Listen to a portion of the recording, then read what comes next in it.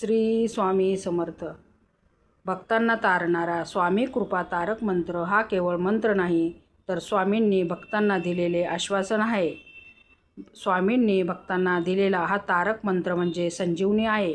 पण त्याचा अर्थ समजून घेतला आणि मनाच्या गाभ्यातून अंतर्मनाने स्वामींना साथ घातली तर तारक मंत्र म्हणताना स्वामी दर्शन प्रचिती देतात.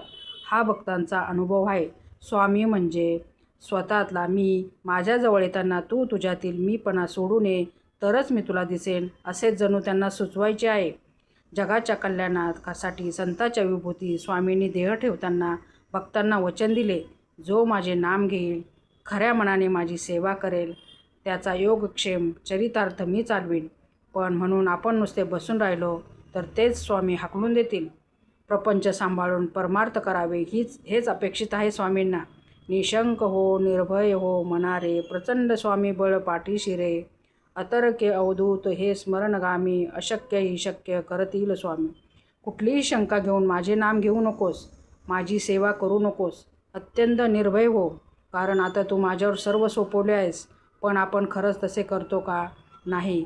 किती वेळा तारक मंत्र म्हणूनही आपण चिंता करत राहतो.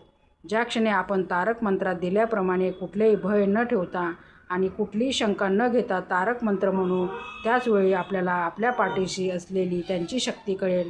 आपल्या पाठीशी उभे असलेले स्वामी बळ इतके प्रचंड आहे की त्यावर आपण निर्धास्त होऊन मार्गक्रमण करू शकतो. त्यांच्या नुसत्या स्मरणानेही ते आपल्या हाकेला धावून येतात. त्यांची शक्ती आकलनाच्याही पलीकडे आहे. प्रत्यक्षात कधीच शक्य न वाटणाऱ्या गोष्टी ते शक्य करतील यात शंकाच नाही. पण ते कधी जर त्यांना ते वाटले तर, आणि तरच उठसूट सगळ्या गोष्टी शक्य होत नसतात. जिथे स्वामी पाय तेथे नून काय, स्वये भक्त प्रारब्ध घडवी ही माय. आज्ञेविना काळनानेही त्याला, परलोकीही ना भीती तयाला. आपण स्वामीचरण कधीच सोडू नयेत, कारण स्वामीच्या पायाशीच सर्व विश्व आहे. आपल्या भक्ताचे प्रारब्ध घडवणाऱ्या, आपल्यावर मायेची पाखरण करणाऱ्या स्वामींना त्रिवार वंदन.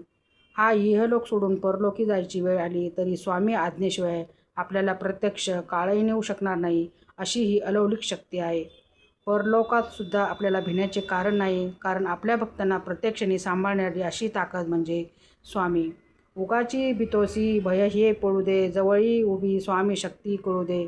जगी जन्म मृत्यू असे खेळ ज्यांचा, नको घाबरू तू असे बाळ त्यांचा. प्रपंचातील लहान सहान गोष्टींनी आपण सशासारखे घाबरतो. भय आपली पाठ सोडत नाही, आपल्या जीवाला शांतता मिळत नाही. म्हणूनच स्वामी सांगतात, अरे वेड्या, लहान सहान गोष्टींना उगाच कशाला घाबरतोस? तुझ्याजवळ माझी शक्ती उभी आहे, तिला ओळखायला शिक.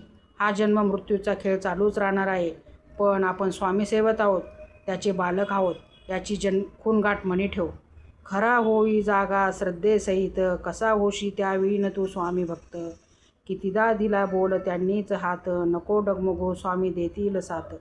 स्वामीवर गाढ श्रद्धा असेल तरच तुला स्वामी या शब्दाचा अर्थ समजू शकेल, आणि तितकी खोलवर श्रद्धा असल्याशिवाय तू स्वामी भक्त होऊ शकणार नाहीस. आयुष्यात अनेक प्रसंगात तुला तारणारे स्वामीच आहेत. कित्येक संकटातून तुला बाहेर काढणारे तारणहार स्वामीच आहेत. त्यांनी किती वेळा तुला हात दिलाय त्याचा विचार कर. अखेरच्या श्वासापर्यंत ते तुला साथ देणार, तेव्हा न डगमगता पुढे जात राहा. विभूती नमन नाम ध्यानादी तीर्थ, स्वामीच ह्या पंचप्राणामृतात. हे तीर्थ घे आठवी रे प्रचिती, न सोडी कदा स्वामी ज्या घेई हाती. प्राण, अपान, उदान, व्यान, समान ह्या पंचप्राणामध्ये स्वामीच तर आहेत.